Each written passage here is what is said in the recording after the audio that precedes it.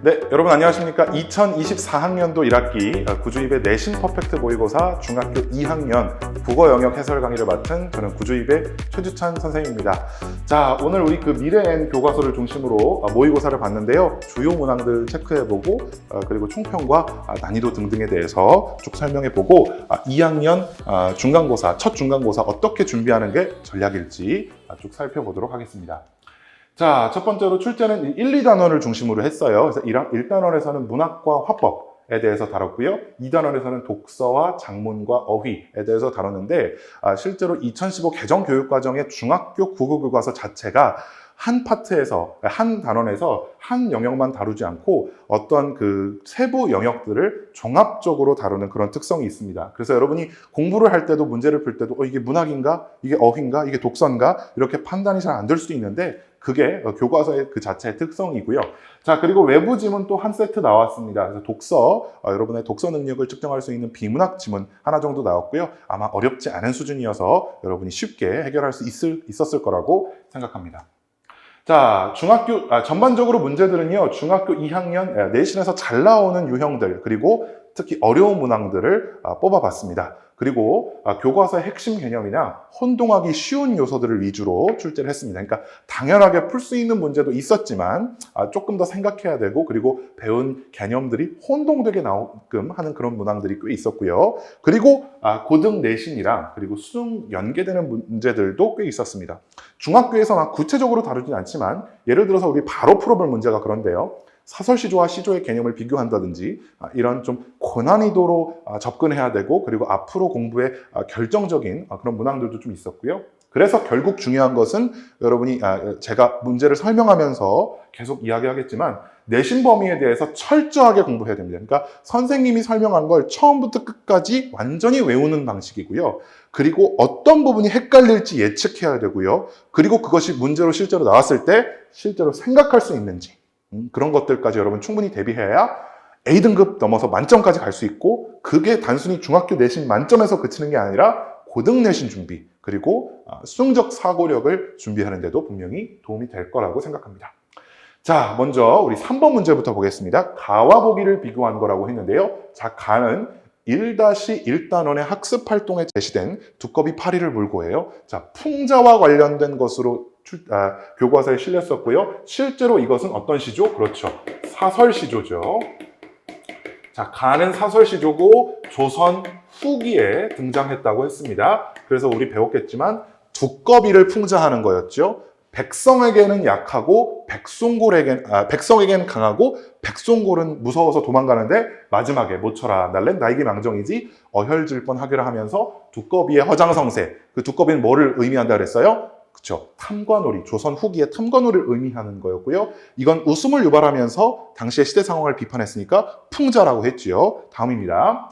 자, 보기에서 제시되어 있는 건 송순이라는 어떤 조선 초기의 인물이고요. 10년을 경영하여요. 10년을 준비해서 초가집을 지어냈어요. 나한간, 달한간, 청풍한간 맡겨두고 그러니까 집에다가 나도 있고 달도 있고 청풍, 바람도 있고 그리고 강사는 들을 데가 없으니 둘러두고 본다라고 했으니까 자연에 대해서 예찬적이고 친화적인 태도라고 했고요.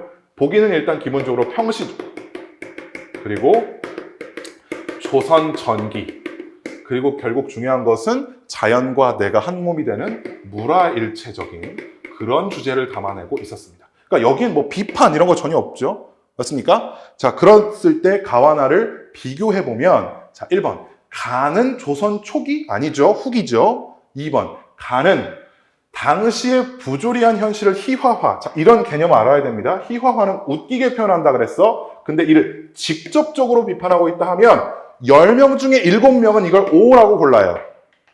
일단 냅두고 볼게요. 3번. 보기와 같은 시조들은 3음보 율격 외운다 그랬습니다. 시조는 몇 음보? 4음보입니다. 외우는 거예요. 4번. 보기와 달리 가는 평범한 사람들의 생활 세계를 치밀하게 묘사했습니까? 죄송합니다. 보기는 가와 달리 평범한 사람들의 생활 세계를 묘사했다? 전혀 아니죠. 오히려 둘 다 사실 평범한 사람의 생활 세계라고 보기도 어렵고 왜냐면 이 사설시조 가에서도 사람들의 이야기를 한 게 아니라 동물들의 이야기를 했죠. 자, 보기에서도 자연물 얘기를 했으니까 생활 세계도 아닙니다. 자, 답은 5번인데요. 가와 복이 모두 사람이 아닌 것을 사람처럼 표현했다. 의인화를 했다는 건데, 그럼 실제로 확인해 보면 되죠. 첫 번째. 자, 보기에서는 달 한간, 청풍 한간. 여러분, 달이나 바람에게 방을 줄 수 있어요? 의인법 맞네요. 그쵸? 그 다음, 여기서는 애초에 두꺼비, 백송골, 그리고 막 두꺼비가 말을 하잖아요. 의인화 맞죠? 그러니까 여러분, 의인화가 쓰인 거 5번이 답이고요. 그럼 내가 아까 얘기했죠. 선생님, 왜 2번은 답이 아닙니까? 가는 당시에 부조리한 현실을 희화한 것까지 맞는데 왜 답이 아닙니까? 자, 다시 얘기합니다. 이 사설 시조에서는 풍자를 했다 그랬어요. 자, 풍자에서 반드시 기억해야 될 것 첫 번째, 비판과 함께 뭐가 있다? 웃음이 있다. 두 번째 뭐였어요? 이 비판이 무슨 비판이라고 그랬습니까? 간접적 비판, 그리고 우회적 비판이라고 그랬죠. 여러분, 가에서 진짜 비판을 하고 싶었으면 동물들을 등장시키면 안 되고 탐관오리 나빠요라고 직접 얘기해야 돼요. 근데 가는 동물들을 동원했고 그리고 풍자의 방식을 사용했으니까 절대 직접적 비판 아니라는 거. 자, 수업 시간에 강조했으니까 풍자의 핵심은 첫 번째 비판 플러스 웃음, 그 두 번째 간접적 우회적 비판이다. 그래서 풍자를 대놓고 직접적 비판이라고 하면 무조건 틀린 선택지다라고 얘기했습니다. 그래서 이런 문제들을 여러분 보면서 사설시조와 평시조를 구분하는 어떤 문학사적인 개념과 감각, 그리고 두 번째 중학교에서 꼭 가르치고 싶은 이 성취기준의 개념어 풍자에 대한 세부적인 이해를 반드시 알고 있어야 된다 그랬습니다. 그래서 3번 같은 문제 여러분 해결할 수 있으면 아마 풍자와 관련되거나 사설시조와 관련된 문항 절대 틀리지 않을 거고요. 자, 7번으로 갈까요? 이 글을 읽은 후의 반응이라고 했는데, 자, 이제 좀 넘어가서 우리의 모국어는 침묵으로 간 거예요. 자, 이건 나의 수필이었고요. 내가 인디언들을 만난 경험에 대해서 이야기한 수필이었어요. 그랬을 때 이 글을 읽은 후의 반응으로 적절하지 않은 것, 그냥 쉽게 말해서 뭘까요? 내용 일치 문제예요. 이 글의 내용을 누가 잘 알고 있느냐? 답 몇 번이죠? 2번이죠. 인디언들은 나를 잘난 체 하는 이방인으로 생각하고 불청객으로 여기고 있다? 자, 이것도 무조건 고르는 애가 있어요. 적절한 것으로. 왜? 이방인으로 생각하고 불청객으로 여겼다가 실제로 지문에 나오는 것 같아. 어디 나오냐면, 여러분, 첫 번째 단락 한번 볼까요? 첫 번째 단락. 첫 번째 단락의 세 번째쯤 보세요. 천막마다 그런 식이었다. 아마도 그들이 나를 불청객으로 여기는 모양이라고 나는 생각했다 그랬죠. 이건 인디언들이 실제로 그렇게 생각한 게 아니라 나 혼자 생각한 일종의 자격지심일 거예요. 근데 심지어 왜 불청객으로 여겼냐면 이 사람은 인디언들의 침묵의 의미를 제대로 파악하지 못했기 때문이죠. 그러니까 인디언들이 불청객으로 여겼다 말이 안 돼요. 자, 이 문제를 2번을 못 고르는 이유는 불청객이 나왔어. 그러니까 여러분 실제로 문제 풀 때 불청객 나왔네? 그러니까 2번 맞는 것 같네? 이런다고. 근데 실제로 지문을 똑바로 읽었을 때 불청객의 의미는 나 혼자 생각한 거였죠. 그래서 여러분 이런 세부적인 어떤 판별과 이해가 굉장히 중요합니다. 문제를 풀 때는. 그래서 답은 여러분 2번이라고 볼 수 있겠죠.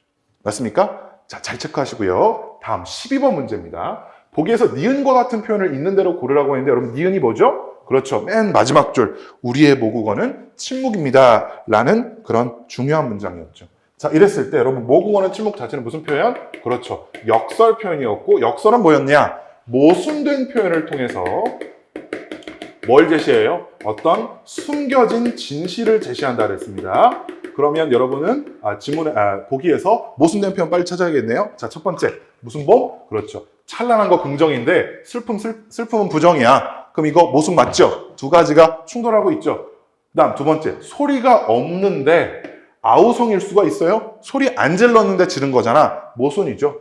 그다음 디귿 한 푼어치도 못 되는 양반. 이거 양반전에 나오는 표현인데요. 이건 모순된 표현도 없고요. 실제로 교과서에서 양반을 풍자하는 것으로 나오고요. 리을 보세요. 지각했는데 더 늦게 알아. 이건 반대로 표현한 그렇죠. 반어법이 되겠죠.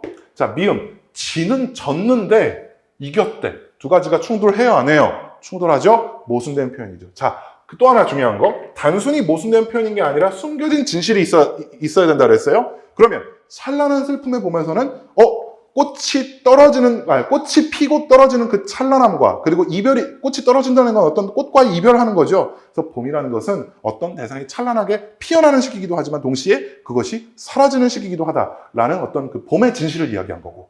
자, 소리 없는 아우성은 바닷가에 깃발이 꽂혀 있는 것을 묘사한 거예요. 깃발이 펄럭펄럭 하는데 소리는 안 하지만 막 발악을 하죠. 그걸 여러분 이 모순된 표현을 통해서 잘 표현한 거고요. 그다음 지는 것이 이기는 것이다는 모든 것을 다 이겨야만 승리하는 것이 아니라 때로는 져도 된다. 때로는 지는 것도 전략적으로 이기는 판단이다. 라는 숨겨진 지를 이야기한 거니까 기역과 니은과 미음이 적절한 게 되겠죠. 맞습니까? 그래서 여러분 역설 표현을 잘 판별할 수 있어야 되는 그런 문제였고요. 그에 따른 효과까지도 여러분이 심층적으로 판단할 수 있었으면 틀리지 않을 법한 문항이었습니다. 그래서 기역, 니은, 미음을 골라주시고요. 자, 다음으로 넘어가서 독서와 어휘가 합쳐져 있는 18번 문제 보겠습니다. 자, 2-2단원에서 배운 민재의 독서 일기고요. 민재가 만든 독서신문에 대해서 표현들을 분석하는 게 되겠습니다. 그래서 독서신문은 여러분 시험지를 참조해 주시고요. 독서마중 뭐 이렇게 나와 있고 여러분 이것도 교과서에서 다 배웠어요. 자, 독서마중 표현 창의적 발상 맞아요. 그 다음 길을 열어주었다 관용 표현 맞아요. 세 번째 한우물만 파라는 속담을 변형해서 참신한 표현. 자, 이거 어떻게 외우라 그랬어요? 한우물만 파라가 속담이야 이러면 틀려.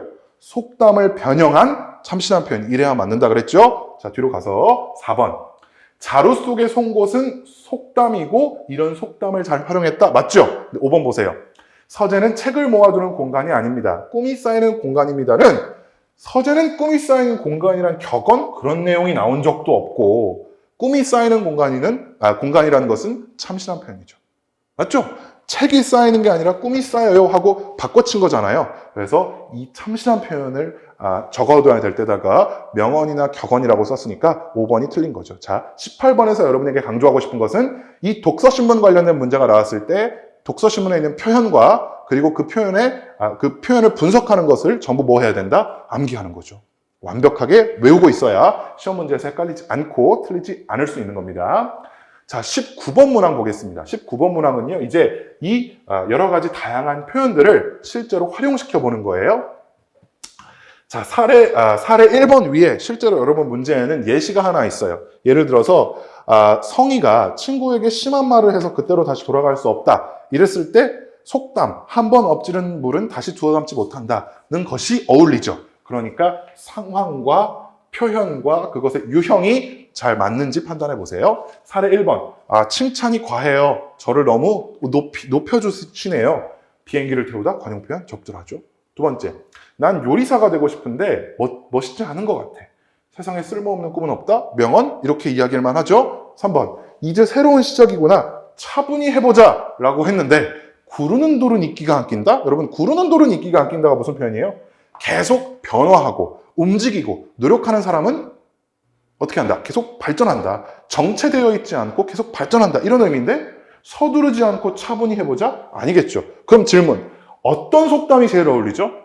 천리길도 한 걸음부터 이런 속담이 어울리겠죠. 그래서 3번이 틀렸고요. 구르는 돌은 이끼가 안 낀다라는 속담의 의미를 여러분이 잘 판별할 수 있는지 물어보는 그런 문제였고요.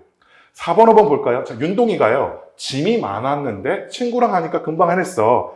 함께 하면 금방 한다. 속담 적절하죠. 그다음 지연이는 엄마가 음식을 많이 만들어 엄마가 손이 크다.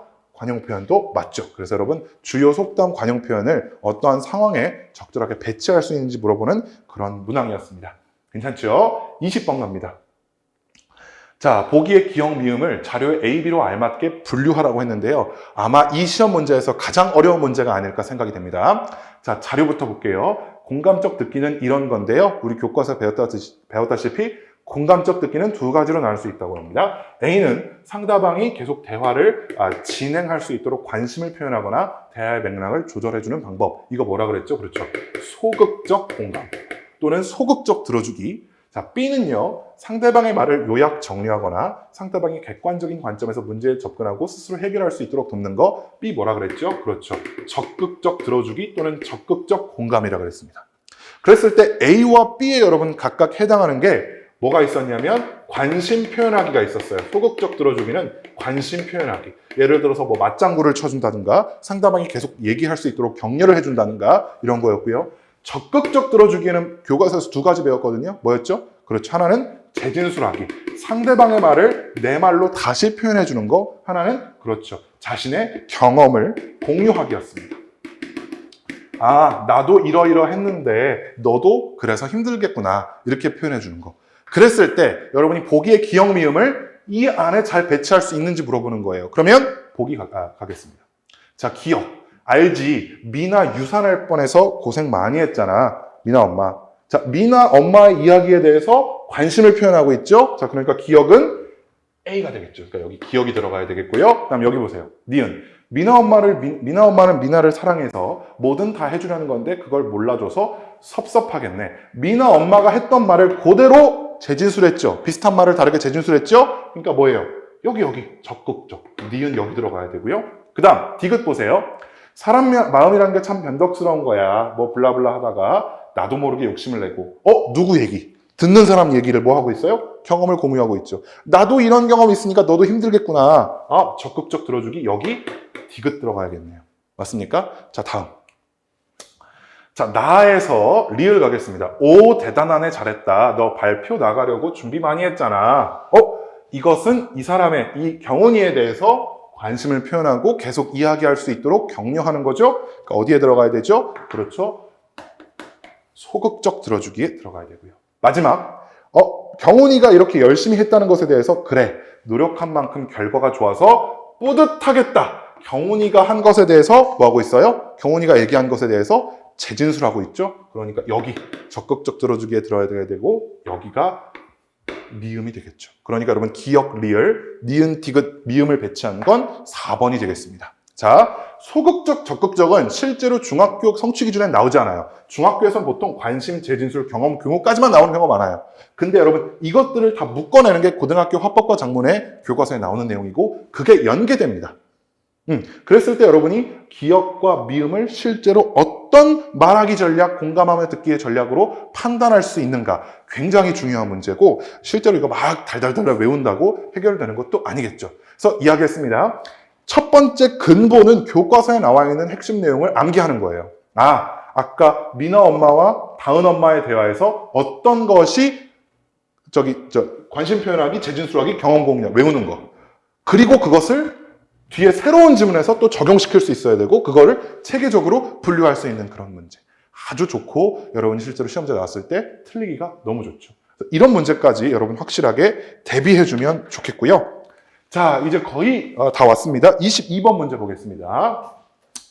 자, 22번 문제는 여러분 2단원에서 배운 과학자의 서재였는데 과학자의 서재에서 중요한 건 뭐였습니까? 그렇죠. 이 글쓴이 나가요. 자신의 독서 경험에 대해서 이야기하죠. 첫 번째는 백과사전을 읽고요. 어렸을 때 대충 초등학교 4학년 때라고 나와요. 그 다음 또 뭐 봐요? 세계동화 전집. 그 다음은 노벨 문학상. 그 노벨 문학상 중에 뭘 읽어요? 그렇죠. 솔지네친의 개미, 모닥불과 개미죠. 그렇죠. 모닥불과 개미 이런 걸 읽었었죠. 그래서 그거를 갖다가 여러분 주르륵 나열해 놓은 건데 자, 기호는 어떻게 붙어 있냐면 백과사전이 기억이고요.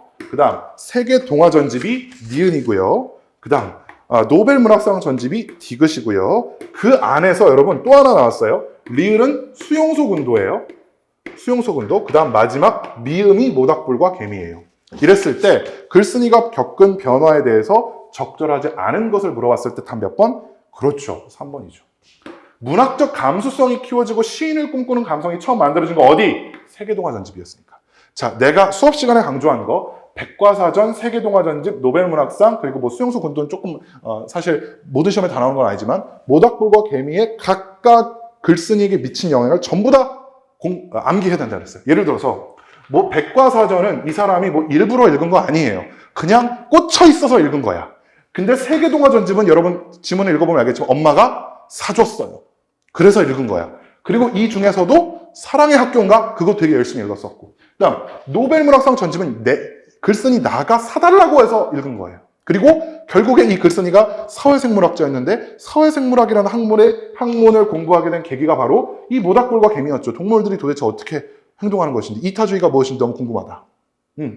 각각의 책들이 글쓴이에게 준 영향도 달랐고 배경도 달랐어요. 그걸 전부 다 뭐 해야 된다? 꼼꼼하게 외우고 있어야 된다. 그래야 절대 안 틀린다 그랬죠. 그래서 여러분 이 파트는 니은에 들어가야 되는 거고 나머지는 여러분 적절하다고 볼 수 있겠죠. 맞습니까? 자, 그래서 여러분 이거 반드시 이 단원이 시험 범위에 포함되면 나옵니다. 각각의 책이 어떤 영향을 미쳤는지 꼭 공부해 주시고요.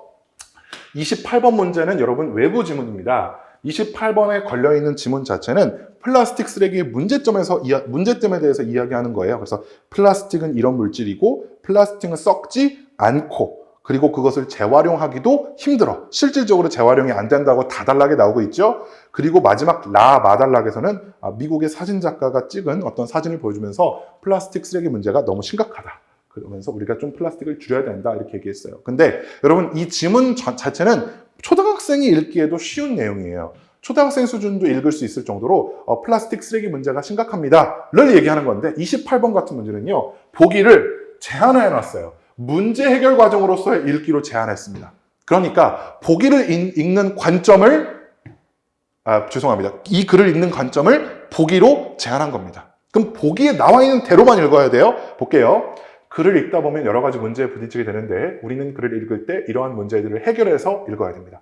첫 번째, 모르는 단어가 있을 때는 단어 앞뒤의 문맥을 살피거나 사전을 찾아봅니다. 자, 모르는 단어. 두 번째, 문장의 의미가 이해가 안 될 때는 앞뒤 맥락을 쫓아가지고 그 문장의 의미를 추론해야 돼요. 세 번째, 그래서 주제나 중심생각, 주제라든지 중심생각을 모를 때에는 소제목을 바탕으로 중심생각을 파악하기 위해 노력해야 되고요. 네 번째, 글쓴이의 주장의 타당성을 평가할 때는 다른 매체, 조사를 해보라는 거죠. 그래서 이게 옳은 주장인지 틀린 주장인지. 그랬을 때 여러분 이쪽으로 들어가셨을 때 선택지에서 틀린 게 하나도 없어 보여요. 틀린 게 하나도 없어 보여요. 그렇죠? 여러분 분명히 1번부터 5번 보면 하나도 틀린 게 없는데 이랬을 거야. 근데 내가 뭐라 그랬어요? 문제 해결 과정으로서 읽기로 닫아놨다고. 그러니까 여기서 여러분 판단의 근거는 이 네 가지 중에 하나예요. 단어 뜻 찾았느냐, 문장 뜻 찾았느냐, 주제 생각해봤느냐, 주장의 타당성을 검증해봤느냐. 그럼 1번 단어 뜻 찾았죠. 오케이. 2번 주제 단락을 정리했죠. 오케이. 3번 글쓴이의 주장의 타당성 평가했죠. 오케이. 4번 글쓴이의 의견에 공감하고 플라스틱 줄이기를 다짐한 독서기로 작성한 건 문제 해결 과정으로서 읽기에 나왔어요? 전혀 안 나왔죠. 4번이 이상한 건 아니에요. 근데 보기에서 제시한 문제 해결 과정으로서 읽기에 나온 내용이 아니니까. 그래서 답은 여러분 4번이 되겠죠. 무슨 얘기 하겠습니까? 5번입니다. 뭐 어쩌고저쩌고 하는 문장의 의미의 앞뒤 맥락 추론했다? 당연히 여기서 나온 거죠. 그래서 여러분 이 문항은 지문을 보기와 관련돼서 읽었는지 안 읽었는지 보다 객관적으로 그렇게 판단하는 문항이 되겠습니다. 자, 이렇게 해서 여러분 28번 문제까지 봤고요. 30문항 정도 여러분 실제로 시험에서 풀어봤을 텐데 아마 어려운 것도 있었을 거고 좀 쉬운 문항도 있었을 거예요. 자, 근데 다시 한번 강조하지만 중학교 2학년 첫 내신 시험에서 반드시 여러분은 처음부터 90점 A등급 맞아야 되고 웬만하면 100점에 가까운 점수를 맞으면 좋겠죠. 그리고 여러분 중학교 2학년 첫 시험이 중요한 건 자기의 자신감의 원천이기 때문에 그렇습니다. 첫 시험을 어떻게 준비하고 어떻게 대비하느냐가 중학교 내내 내신 시험 그리고 그 과목의 내신 시험을 준비하는데 너무 중요한 자존심 그리고 자신감이 될 거고요. 마지막까지 여러분 강조합니다. 교과서에 나와 있는 내용 그리고 선생님이 가르쳐준 내용을 처음부터 끝까지 완벽하게 암기해야 됩니다. 하나도 빠뜨리는 내용 없이 암기해야 되고요. 여러분 제가 보여드린 것처럼 헷갈리는 문항들이 어디서 나오는지 오늘 대충 봤을 겁니다. 풍자에서 직접 비판 아니라 그랬고요. 그리고 과학자의 서재에서 각각의 책들과 관련돼서 화자가 이 글쓴이가 느낀 바, 경험한 바 이런 것들을 잘 매칭시킬 수 있어야 한다고 했고요. 그리고 여러 가지 다양한 표현을 활용해서 글 쓰는 것에서는 이 표현이 관용 표현인지 속담인지 참치한 표현인지 격언이나 명언인지 판단할 수 있어야 됐고요. 그리고 공감하며 듣기에서는 그것이 적극적, 소극적 그리고 거기서 재진술, 경험 공유, 관심 표현을 여러분이 각각 매칭시키고 분류할 수 있어야 된다고 했습니다. 그래서 이런 부분을 여러분들이 각각 조심하시면 아마 이번 2학기 실제 중간고사도 잘 치를 수 있을 거라고 생각하고요. 자, 오늘 여러분 시험 보고 그리고 해설 강의 들으시느라 너무 고생 많으셨고요. 선생님 다음 기회에 찾아뵙도록 하겠습니다. 여러분 수고하셨습니다.